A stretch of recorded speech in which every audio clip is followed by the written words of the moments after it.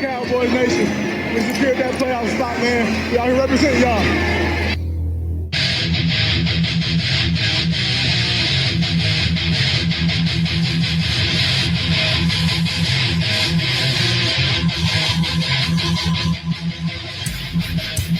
It is playoff time, folks, and it's Outdrank the Coverage. Hello, everybody. Terry Bennett here. Intern Noe is we're trying something new, so we don't even know if everybody can hear us. We could be falling flat on our face, which we always do anyway, but it's week one of the playoffs. It's what we've been waiting for all year long.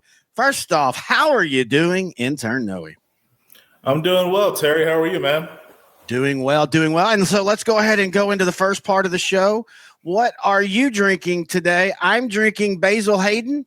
You actually left this over on one of our hangouts. 80 proof Kentucky straight bourbon whiskey. It's artfully aged. And I got to admit, I haven't eaten nothing today. So my first few little swallows here, I'm already feeling pretty darn good. What are you drinking? Today I'm drinking Booker's Small Batch. It's a Kentucky bourbon. It's a 2022 edition. It's about 62.5% alcohol, so not drinking too much of it. This is aged 7 years 1 month and 7 days. Oh, nice. And it has, there's a burn, but you can get some vanilla notes at the end. I just want to point out that they talk about how it's aged 7 years, and that's still shorter than when the Cowboys had a road playoff win. That's going to be a tough one. So that is what we're going to be doing today. We're going to be talking all things NFL playoffs. We will talk a little bit of the college. Of course, if you don't know, when we announced a couple weeks ago when we were moving over to this new network, we're actually going to have a second Outdrank the Coverage starting full-time next year, a pro show and a college show. But we were going to do a college show today, but to be honest with you, as bad as that game was, there's not a lot to talk about. So we will talk a little bit about that. But first, we want to thank our sponsors, including our title sponsor, Frisco Bar and Grill. You can find them online at the Frisco Bar. You can also give them a call, 972-712-0808. But better yet, you can go visit them, 6750 Gaylord Parkway, Suite 120, right there in Frisco. If you're a band or you know somebody that plays in the band and you're looking for a place to perform, you can get a hold of them and book your band. You just simply email them bookingtfb@gmail.com. They're a title sponsor, but this is a place that you and I know we both love. We've been there a couple times. It's a great place if you want to do karaoke, if you just want to have drinks, but it's a very fun place when the San Francisco 49ers are playing. Yeah, so when we went for the Monday night game with San Francisco and Arizona, I still remember them cheering the first down chant they do for the 49ers when they're in San Francisco.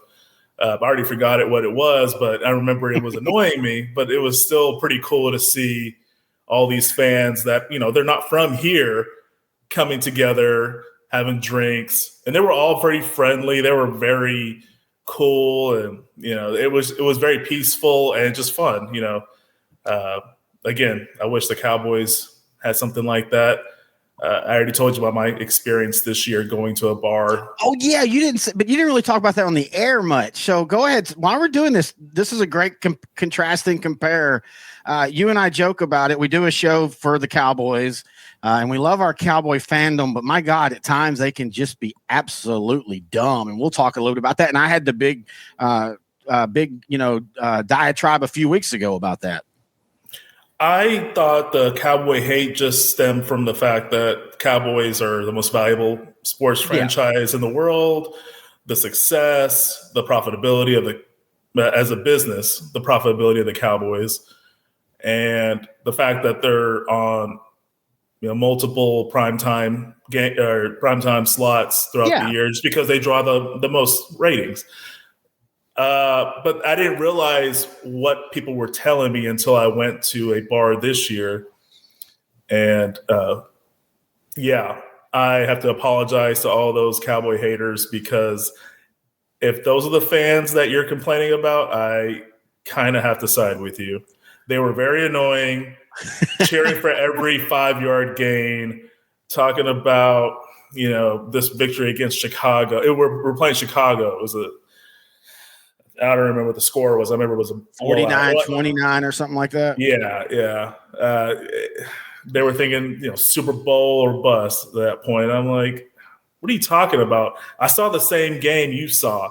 We only won because Chicago just turned the ball over a lot. So you either get that fan or you get the fan that Dak's never going to win. This team's never going to win. Dallas Cowboy fans in general, I don't know, man. They have this. They think that because we've had the Cowboys had success in the 70s and then early 80s and then the early to mid 90s. That means Dallas has to be good every so many years or every year, and they don't, they can't accept it. Hey, that just because you did it 20 years ago doesn't mean you can do it now. Look at New England 20 or 30 years ago; they were a laughingstock organization that had one Cinderella run to the Super Bowl that only got them destroyed by maybe one of the best teams in the history of the NFL, and that's all they were. Now, 20 years later, you look and you put the New England Patriots as one of the top 3 franchises of all time simply because of what they did in that 20-year window.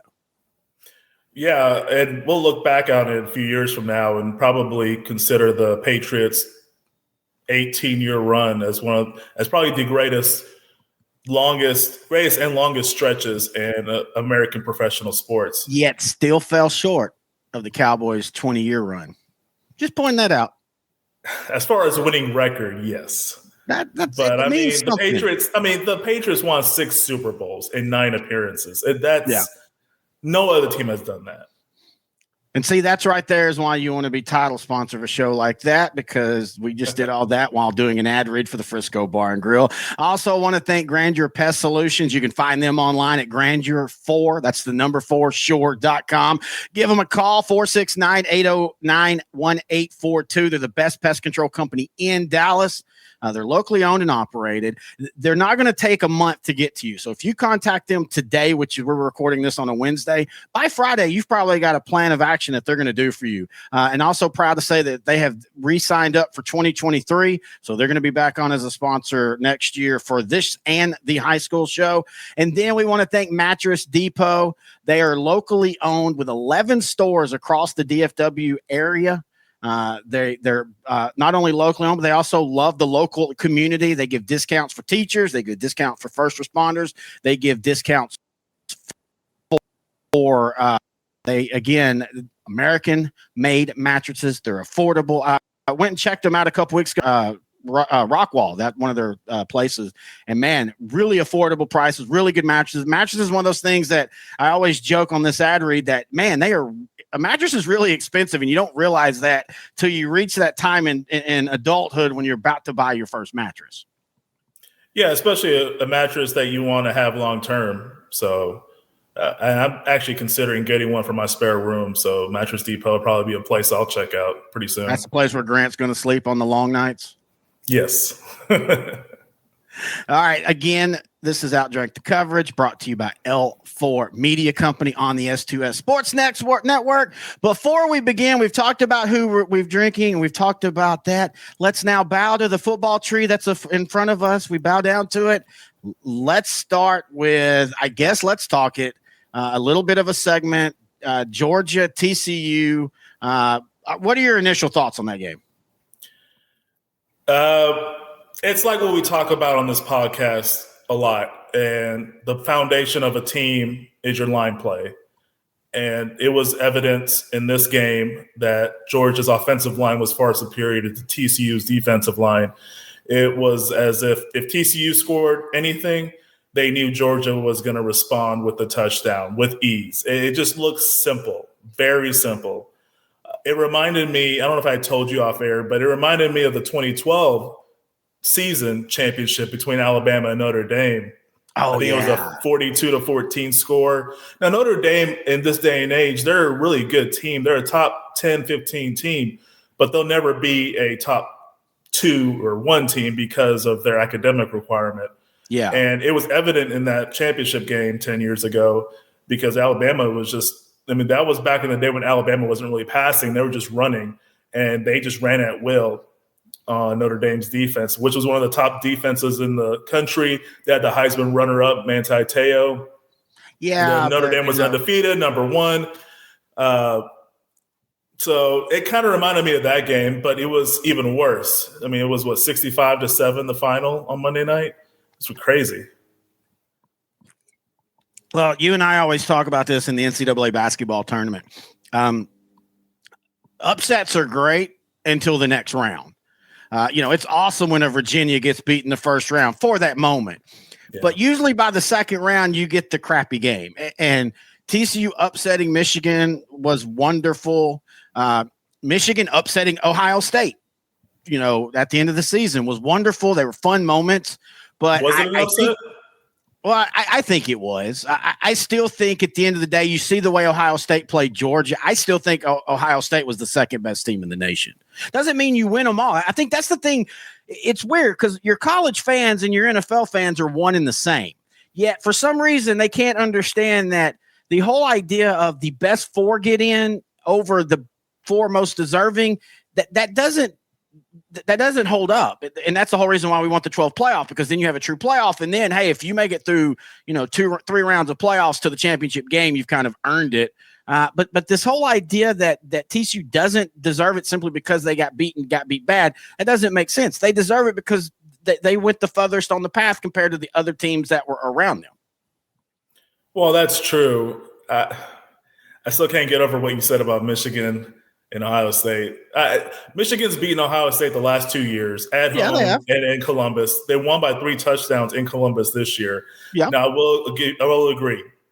Ohio State, they have the most NFL-ready talent.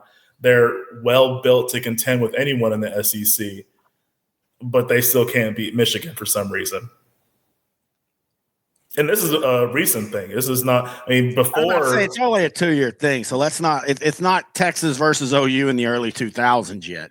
Fair.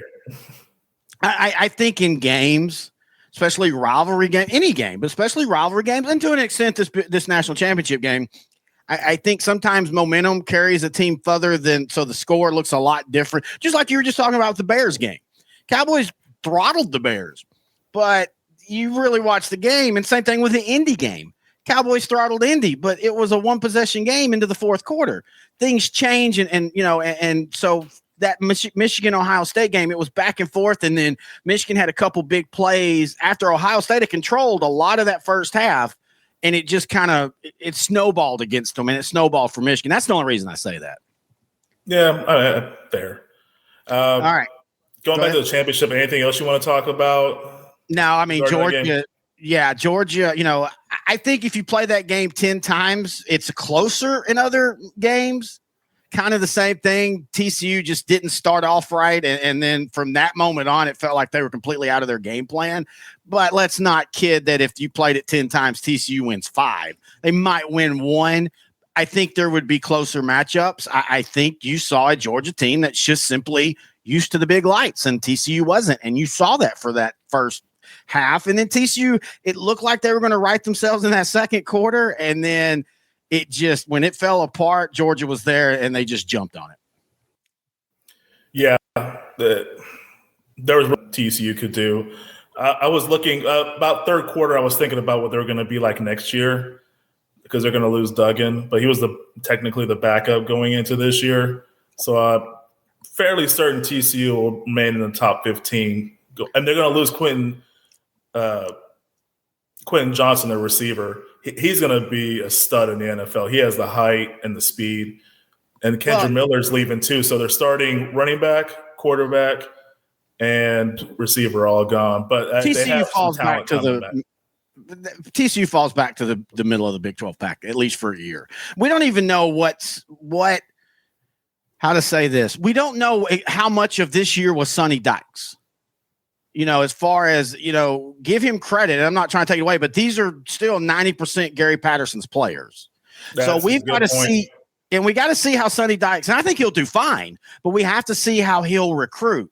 But my question is how long is Sonny Dykes at TCU? Because if you're a Mississippi State who just lost Mike Leach and a guy, and you're trying to replace him with a guy that, I don't want to say Sonny Dykes has the exact same energy as Leach. He's not as out there, but Sonny Dykes is an affable type of guy that plays well in living rooms. And, he has his dad's, oh gosh, darn it, I'm just happy to be here type of attitude, and it works really well. So I think the bigger question for TCU is, with Texas and OU moving and how the Big 12 is going to form, will TCU be able to keep them, or will they become a stepping school? Over the years, we'll find out. I think by the end of this decade, we'll have a clearer picture of what the Big 12 is going to be like. Will it be an upper echelon conference like the Pac or the Big Ten's about to start becoming, or what the SEC is right now, or they'll just be an AAC conference? Yeah, that's a good point. And I actually like the way the Big 12 is being built. I think what they lack in heavyweights, they'll make up for in geography. It wouldn't shock me. I wouldn't shock me if you see a Colorado maybe come back to the fold. Maybe even a Nebraska. I don't know. Coach Prime back. If I'm the Big 12, I think I look toward Nebraska and say, hey, look, we got rid of the people you hated. You hated Texas. They're gone. So come back. And you would think that Nebraska, because the thing that what people don't understand, the two things that hurt Nebraska is Prop 48 getting eliminated, but also they lost their recruiting roads into Texas. And not that they had a ton of Texas guys, but they got just enough. And so losing that and putting them up in the Big Ten, which geographically makes sense, but to the fan base of Nebraska, I don't think they've ever felt like they fit into the Big Ten. No, and their play has shown it. They're a shell of their former selves. It's kind of depressing because when I was growing up, they won 3 championships in a 4-year span, and this team looks nothing like it at all. Speaking of growing up, when we finish tonight's show, we'll kind of tease what we're going to be doing in the future. And one of that's going to be during the Super Bowl show, how we became fans of. And we're going to talk about how you and I became fans of the Cowboys and kind of redo the Super Bowl episode we did last year, which was kind of short. And remember, we were going to do the memories and stuff, kind of bring that back up. But all right, so that's college. That's in the books. We talked 17 minutes longer on that than I thought we would. All right, let's go to the NFL. Let's go to the playoffs. Let's start. Let's just go with the schedule. So let's talk the first game, Noe. Okay. So where do you want to go? First game of the playoff weekend. Yes, NFL let's go. Wild card is going to be Saturday the 14th. It's going to be Seattle at the 49ers at 3:30 p.m. Central. Who do you got and why? I've got the Niners, and I got it by a lot. This is going to be one of the ugly games. I think there's a couple really fun games this weekend. And I think there's a couple stinkers, and I think this is a stinker. I think San Francisco will – it wouldn't shock me if it's 27-3 by half. I do think the one thing you have to do, I will give Seattle credit for, is their pass defense is pretty salty, but I don't think that matters to San Francisco because they're going to want to run. So I think both 2 versus 7 games are going to be blowouts. But just focusing on the 49ers and Seahawks, 49ers are the most well-constructed team in all of football. I still think the Buffalo Bills are the best overall as far as organization, like front office, coaching, and players. But 49ers have the best coach in football right now, Kyle Shanahan. Whoa. Sorry. They have the best. What's going good for the 49ers, what they started learning after they got all those injuries, is depth. They've been able to replace players. The big trade for McCaffrey, I think they're 9-1 or 10-1 since they got McCaffrey. With the loss being the Kansas City game literally the week next, like 4 days after the trade. And so he wasn't going to make a huge impact in that game anyway. Yeah, the 49ers are a completely different team. I bet you that defense, to me, it kind of reminds me of the 2020 season when Kansas City went into Tampa and just bulldozed them. Tampa had a big comeback at the end, but it was basically 27-3 going into the later stages of the third quarter. That kind of reminded me of the Kansas City 49er game earlier this year. I don't think the 49ers defense is going to play like that if they so meet in the Super Bowl. Okay, so there is one path for Seattle to outside of San Francisco, and maybe this happened with Brock Purdy at quarterback, but outside of San Francisco just, turning the ball over a bunch, the one path is if Seattle can block up that pass rush well, there's a little dirty secret about the Niners and the Cowboys. And this is the one thing I think the Eagles have over both of them is the Eagles have a really good pass rush and a really solid back end of their defense. Both the Cowboys and the Niners, when everybody's healthy, do too. The problem for both of them is they both have key players out. So if Geno Smith can avoid the pass rush, I do think there's big plays down the field for Seattle. But the thing about that, it's the same reason, one of the main reasons I'm going to go Cowboys Bronco or against the Buccaneers is if the pass rush is getting home consistently, then 2 or 3 big pass plays won't change the game. Probable defensive player of the year, Bosa, will probably get 3 to 4 sacks in this game. Seattle's offensive line has been much better than expected. The whole team has been much better than expected. They shouldn't even be in the playoff. They should be a top 5 draft pick this year. So kudos to Carroll. Kudos to Geno for probably being the comeback player of the year.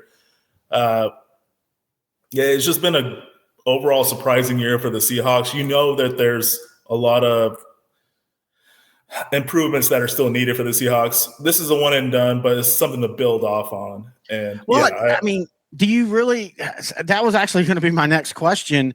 I still don't know if I trust a Geno Smith year 2, and also at times late in the season you started seeing where Seattle, and again they had injuries too, especially if they're running back and stuff.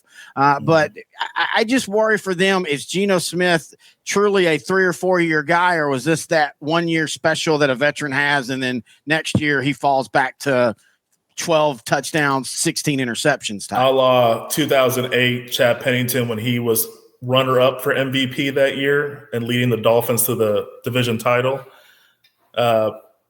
We don't know, but we do know. What I do know is Snyder, the GM, had a great draft.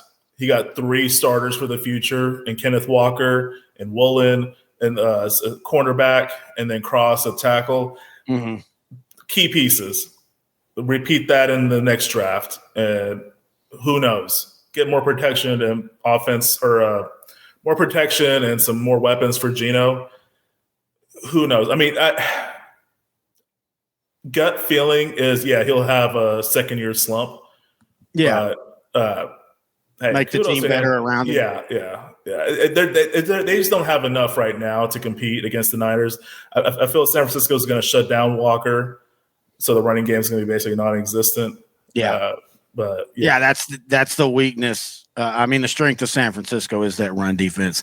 All right, the next matchup is Saturday night. I think this has the potential to be the most exciting game. I think this has the potential to be the most high-scoring game. I kind of hope both of the defenses regress back to what they've been all year, and we get – because I really do. I think this could be a 35-31 type of game. So what are your thoughts, Jaguars, Chargers? Oh, man, before I would have said this is a toss-up, but now that I thought about it, I think the Chargers are getting healthy at the right time. They're streaking at the right time.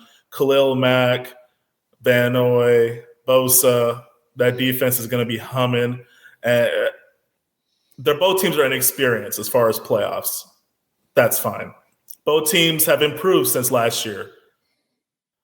I think both teams should be happy with this year and build off of it until next year.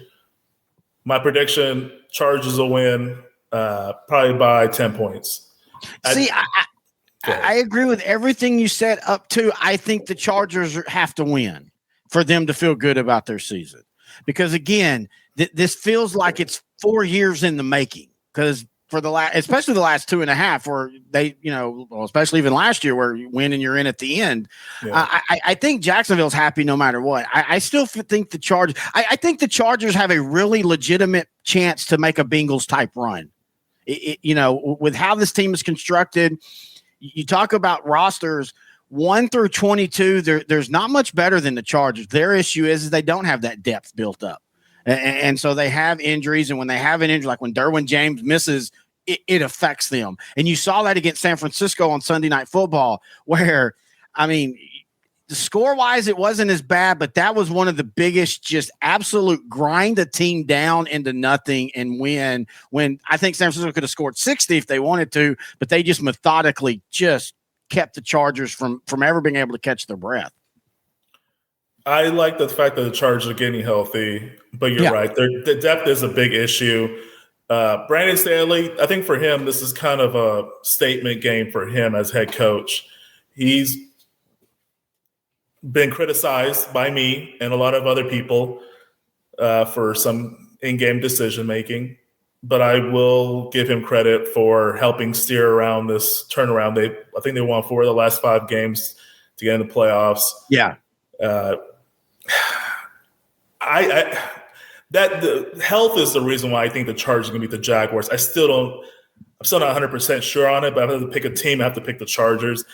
Trevor Lawrence, quarterback for the Jags, has played lights out, but he still has a fumble almost every game. Yeah. And I feel he's going to be almost perfect up until the end. I just envision him having a game-crushing fumble that's going to be recovered, and the Chargers will score a touchdown, put the game on ice. But, hey, Jaguars, they have building blocks for next year and for the future. They have their stud running back, Travis Etienne Jr. They got Trevor Lawrence, a stud quarterback. They got some free agents on defense. They got they have decent line play. They're still a year away. Well, and to be honest with you, I could see the Jaguars reverting back to the Jaguars in this game. And like you said, Trevor Lawrence fumble early. Chargers take a 7-0 lead, make it 14-0, and away they go. It was a little disconcerting that Jaguar, and I know it was on the road. I mean, it wasn't on the road. It was actually at home. I know it was against a veteran team in the Titans, but it was a little disconcerting that it took a fumble pick, scoop, and score for them to win the game. The offense was non-existent against the Tennessee defense. It's not really, I mean, they're good, but they're not, oh my God, great or anything. Watching that play out made me think of, okay, if this was the Cowboys, oh Lord, I would be angry if any one of those players would say, hey, a win's a win, we're division champs. It's what I told you about the Cowboy-Texan game. Yeah, you did. Where some of the players were very happy about winning, and that's all that matters. And I'm sitting there thinking, you play like that, you're going to be having just as many playoff wins as the Chicago Bears. Oh, which is still a possibility. I guess when I see a good team like the Jaguars, the Jaguars are streaking.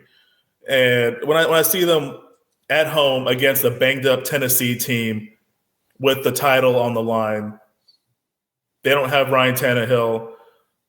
All they have to do is just hand it off to Derrick Henry. They're very handicapped and limited. They're not big play action offense that they used to be with A.J. Brown at receiver. Yeah. How do you put yourself in a position to almost lose that game? Especially when you've been streaking the way you have been. Yeah, the offense was kind of choking in that game. You could kind of see the Trevor Lawrence big eyes in the lights type of thing. And, I mean, the defense bailed them out. It took 3.5 quarters, though, for the defense to get to a quarterback that had literally making his second start. And, hey, Joshua Dobbs did really good in the Cowboy game and in this game for the most part. But, yeah, it's just, I don't know. I still think, though, the Chargers are the Chargers, so they will keep Jacksonville in the game. But, yeah, I'm like you. I think at the end of the day, I don't know. It just feels like if the Chargers don't make a run now, are they going to be a team that's always being kind of bounced in and out of that line and not assert themselves as a AFC power? All right. Which is next sad game, because they're kind of wasting some talent there with Keenan Allen. He doesn't have many years left. Yeah, and you got to wonder how much Austin Eckler will have left in his late 20s right now. Yeah, and then you've got a defense with players like Bosa and James. They're great, but they have a tendency to not be able to stay healthy for consistently long amounts of time. But anyway, all right, let's go to the Sunday games. I think this one, you and I might disagree on this one. It's the Dolphins, it's the Bills, it's in Buffalo. I think the Bills win. I'm not trying to pretend that it's not. But I think the Dolphins are the exact opposite of the Jaguars in that, okay, their quarterback's not going to play, but I think they could do enough offensively to still be an issue against the Buffalo team that at times just find weird ways to not win as big as they should or just, in fact, lose. Yeah, after 2020, when the Bills went 13-3, made it to the conference championship game, I thought that team was perfect. But then in 2021, you could see, it almost looked like they were bored with winning.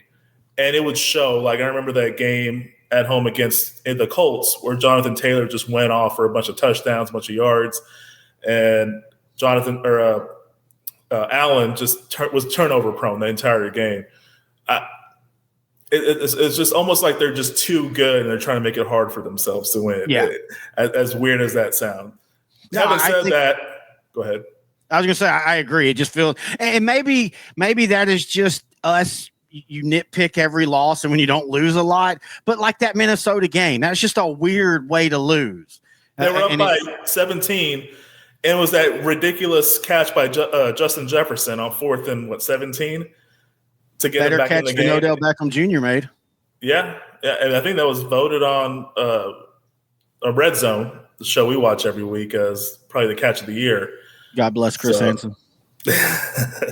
So yeah, I think Buffalo wins. The team split this year. Miami won the first matchup. Buffalo won the second matchup at home in the snow. Great game. Yeah. Having said that, Tua was in both games. Tua is not going to play in this playoff game. I really don't think Skylar Thompson is going to be able to lead Miami. Was Bridgewater out too? I thought Bridgewater was still nursing. I think he might be available, but I don't think he's. I think he's. Backup. Miami is uber talented. They have the two best. They have the top receiving combo in all of football in Jalen Waddle and Tyreek Hill. Underrated, one of the best. But they don't even use. They have one of the best running back quartets in football. They have probably one of the best underused tight end in all of football in Mike Gesicki.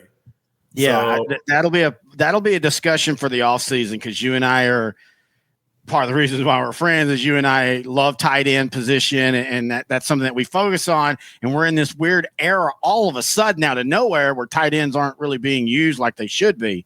I think that's temporary. You think so? Have you looked at the 2023 draft class? No, but I will be soon because you and I will probably be doing a live draft show at the Frisco Bar and Grill. But I don't know. I just feel like this is one of those games where Miami just kind of mucks it up enough and stays in the game. I think Buffalo wins, but I think this turns out to be like a 28-4 or 28-17 type game where Buffalo actually relies on the running game late in the game to kind of put the game away. But I think Miami is going to give everything that they can in this one. I think this will be a sneaky, really good game. Well, if the season finale had anything to say about it, I mean, I think special teams is going to play a factor too. Nyheim Hines finally showed up for the Bills. They traded for him, expecting more than, but he didn't really do much up until this past game. So, hey, maybe that carries over into the playoffs. Who knows? Now, we do have to admit there's the whole Hamlin motivation and will that carry? I'm a big believer that emotion carries you for a quarter. And then, in fact, sometimes you can be over emotional. I always point back to the 91 Cowboys Monday night against Washington, where they jumped out early on them and it looked like they were about to roll them. And then Washington came back and Emmitt Smith, I just always remember in the post game admitting like they were all spent. Like that first half was so emotional. They just had no more energy in the second half. So I don't know. There's always weird games in the playoffs. And this just feels like one of those weird games. Agree to disagree. I think fine. Buffalo wins 44-17. All right, so let's move to the next Sunday night game, or Sunday game. That's 3:30 Sunday afternoon. I think this one has now become where almost the trendy pick is the Giants. Everybody wants to call the upset, and they played a close game in the regular season. Minnesota needed a 61-yard field goal. Also, Minnesota just all year long just has not looked like their record. They have a terrible point differential.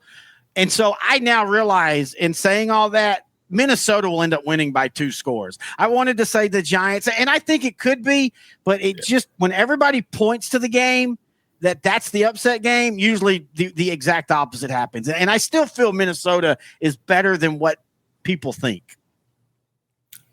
To me, Minnesota is the same team they were last year, uber talented. Good point. The only difference is they're winning the close games they weren't winning in 2021. I don't know if it's kudos to Kevin O'Connell's first year as head coach. I have no idea what it is. Or just law of averages. Or law of averages. It's like we've said this on multiple podcasts. talk about the 2020 Seahawks versus the 2021 Seahawks. Yes. How they were winning all the close games in 2020, and then 2021, it wasn't happening. Same with the 49ers the year before. In 2019, they won a lot of close games, and then the next year they didn't. So it's just the way it is. Having said that, I think Minnesota wins, and I think they win by 10. So you think they win comfortably? Yeah, I think they show up for the playoffs. The Giants still have so many pieces they still need to fill to be even competitive at all. I mean, I still contend that this is the worst thing that could have happened to the Giants this year. Mm-hmm. You and I talked about this at our lovely Pizza Inn lunch that we had a couple weeks ago. That was delicious. Daniel Jones has not proven that he's the answer, but how do you get rid of the guy that takes you to the playoffs? So, I mean, as a Cowboy fan, I actually like that the Giants are in this position because they have to make the right decision, and I don't know if they will. And I'm not saying I know the right decision, but I still look at Daniel Jones and go, okay, that's not a guy that's going to be a 5 playoff years out of 6 type of quarterback, in my opinion. He's good enough to get you into the playoffs, apparently. And you know what I think he did well was kind of what Justin Fields was starting to do in Chicago. It's just he needs more pieces. Daniel Jones was running the ball a lot more. Yeah. And I think that really kind of helped. With a healthy Saquon Barkley, which they really haven't had since his rookie year, they were able to, eke out some close wins that they typically weren't getting.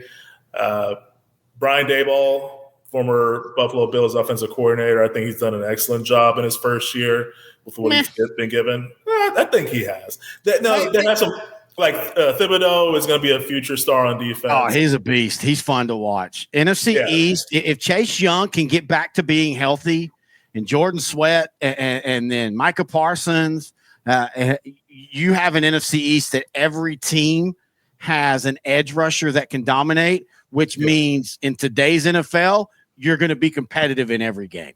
And what I like about the Giants' defensive front line is Dexter Lawrence. I always love players like him and Chris Jones that can get all kinds of pressure up the middle. And he's a guy that's going to be a force for them for years to come. It's going to be a pain in the Cowboys' neck as well. Yep. No, I agree totally. And again, you think of the NFC East, it's funny because you always think of, you could literally say every position because, when you're NFC East, for all the jokes a couple of years ago, the NFC East historically is the greatest division in football. And I'm not even a division fan guy. But when you think of the NFC East, it's edge rushers to me. It's the guys through from even before Lawrence Taylor. Lawrence Taylor, because stats started counting as sacks, he got known. But just even in the 70s, not even just the Cowboys, but even the Eagles. That's what the Eagles defense of 79 was all about. But anyway, so you and I both have the Vikings. Now let's go to the Sunday night game, which I think will be the most boring game. I think the Ravens and Bengals, if Lamar Jackson somehow plays, and maybe he's going to pull a Willis Reed, but if he somehow plays and he's healthy, okay, it's a game. But I think the Bengals are a team that are going to do just enough to win. They're not going to light up the scoreboard because they don't have to. And I just don't think the Ravens are going to be able to move the ball. I think the fact that as of today's Wednesday, January 11th, he hasn't practiced. Yeah, he's not playing. He's not playing. If he's not playing, they're not winning. Yep. And even if he does play, I think they still won't win. I think it'll be a similar situation to the season finale. And I think Bengals win roughly 28-14. Burrow's going to have a pretty good – this is funny. I've dogged their offensive line this year after all the all the free agency moves they made. And Burrow still seems to figure it out. They're somehow better this year than they were last year. I'm not sure it's going to be good enough to get back to the Super Bowl, but it'll be good enough to win this opening round game. Yeah, that's a really good point. They only gave up 2 sacks against the Ravens last week. And I always believe offensive line, it's easier to see that second team for both sides, see that second team again because you kind of figure out you can't change a lot. I do have to ask you, though, real quick, what do you think about the Ravens re-upping Roquan Smith for $100 million, 5-year, $100 million deal for an off-the-ball linebacker. He's a stud. I know, but an off-the-ball linebacker. He's a great compliment to Patrick Queen. Patrick Queen has been proven to not be the best run defense linebacker, but Roquan Smith has proven to be a stout run defensive linebacker. I think they complement each other. Ever since he's been on that team, they've improved so much on defense. They're starting to remind me of those old Raven teams from the early years with Ray Lewis and Ed Reed. Not there yet, but when fully healthy, this is a dangerous and stout defense. And that's kind of the reason why after Lamar Jackson got hurt, I figured they would still make the playoffs. They were 8-4 when Jackson got hurt, and they somehow finagled 2 more wins. And that was largely due in part to that stout defense. Yeah, no, I agree. I just think for a team that's going to have to pay a quarterback or make a really shocking decision and not pay him, I think $100 million for an off the ball linebacker, and he has done a lot this year since the trade. I don't know. I just that kind of reminds me of what Dallas would do with a Jalen Smith type, to where you realize, and I don't even think Roquan Smith is going to like falter like that, but it's like, do you really need to pay that guy in today's era? You know what though? The thing I just forgot, they have to pay Lamar Jackson, but he still kind of has a ceiling if he doesn't have a receiver that can go over the top. Because if he doesn't have that receiver, Mark Andrews is not going to be as effective. So you kind of need a DeAndre Hopkins or a. Well, that's exactly where I was about to go. Okay. That's why I love you. DeAndre Hopkins apparently has told the Cardinals, or the Cardinals have told him, depending on how you want to look at it, we're putting you on the trading block. I think the teams that would make sense for him, and by the way, if this is the first time you've listened, this is kind of what we do. We start with a little bit of an outline, but we kind of drift. I think Dallas makes sense for DeAndre Hopkins. I think the Ravens make sense. I think the Giants make sense. I think maybe even a team like the Chargers, if you are worried that Keenan Allen and Mike Williams always seems to be hurt. Joshua Palmer's a really good third guy, but I don't really see him going past 50 catches, 500 yards. So I think the Cardinals are actually making the right move. I kind of feel like the Cardinals, you might see them go, let's just kind of tear things down. We tried this whole thing with Kingsbury and Murray, and the Sean McVay was hot type of coach. It didn't work. Let's just tear it down. We've got some assets we can trade. Let's get some draft picks. Yeah, I have no idea where DeAndre Hopkins is going to go. It'll be on a team that's ready for a championship. Yeah. Cowboys would be a good – go ahead. No, I was going to say maybe even the Bills. Bills would be a great destination. They're kind of strong at that position, but, hey, another player wouldn't hurt. For the Cowboys, I will say a lot of the Dak hate is – I agree with you. I think Dak Prescott's a really good quarterback and a quarterback that can get the Cowboys to the Super Bowl. Yes. What I think the problem is this year with all the interceptions, I think he only trusts one receiver on that team, and that's CeeDee Lamb. I really don't think he honestly trusts anybody else, and it seems like he's trying to make the perfect pass, and some of that's leading to interceptions. He really does need a second option receiving. Schultz is decent. Everybody else is serviceable. Let's say this. The whole reason, and I remember I sent you this link right before the season began. I'm like, this is so frustrating. One of the pundits said the one mistake the Cowboys did in the offseason was not to lock up Dalton Schultz long term.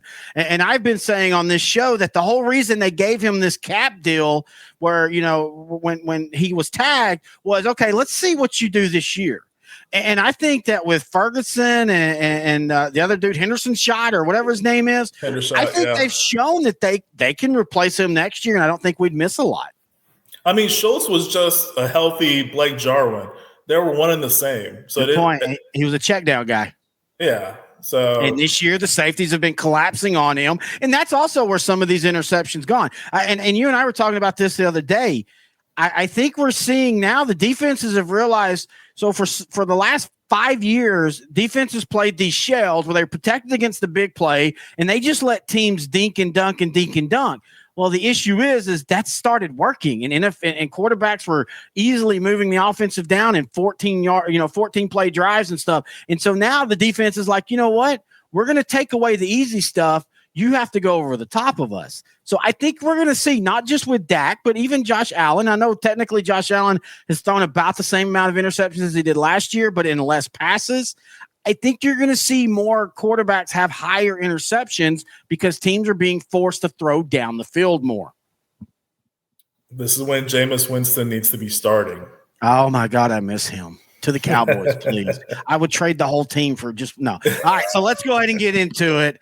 Monday night, the Dallas Cowboys go on the road. You're going to hate this. They've already announced they're wearing their navy tops, so it's cowboy blue versus the Buccaneers. Tom Brady, 7-0 against the Cowboys. It feels like, I know people want to say, oh, this is like San Francisco last year. It's a bad matchup.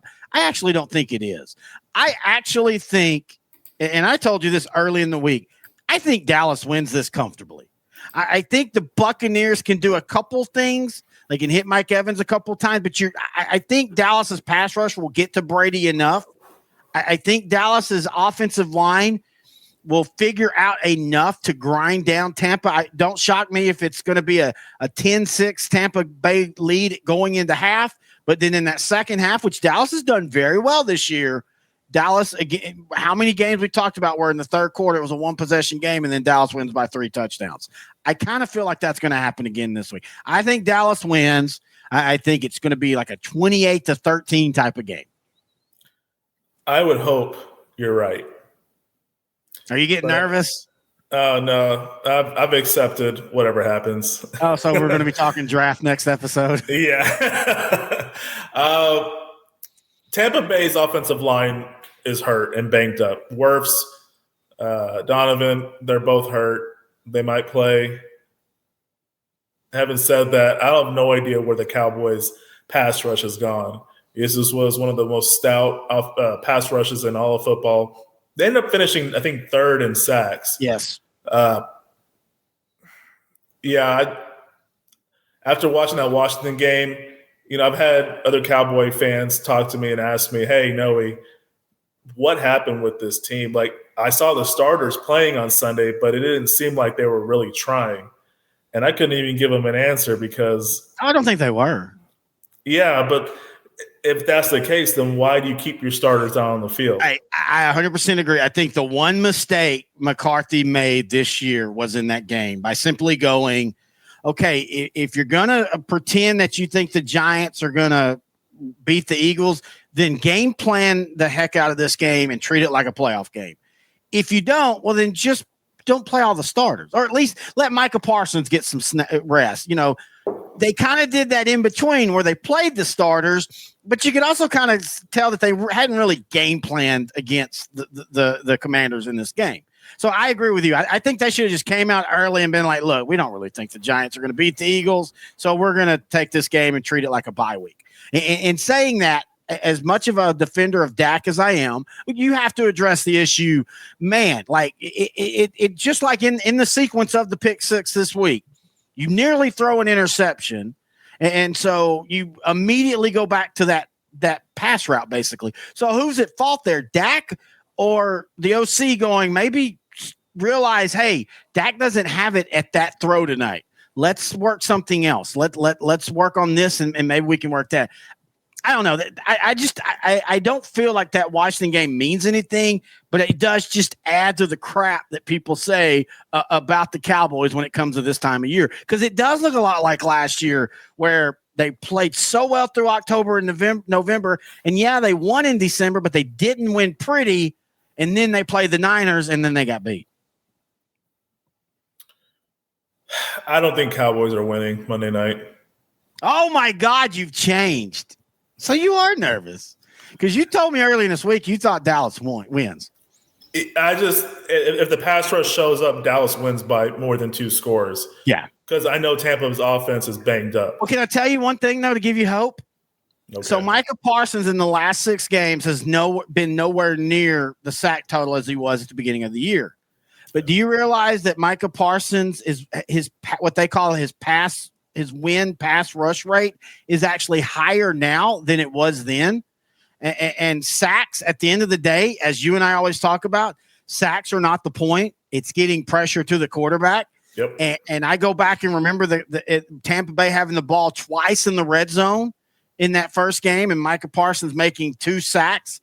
I go back to that, but also remember Micah Parsons just being in the backfield gave Brady problems. Brady will not run. I think that's also hurt Dallas the last few weeks. You've had quarterbacks that are more mobile.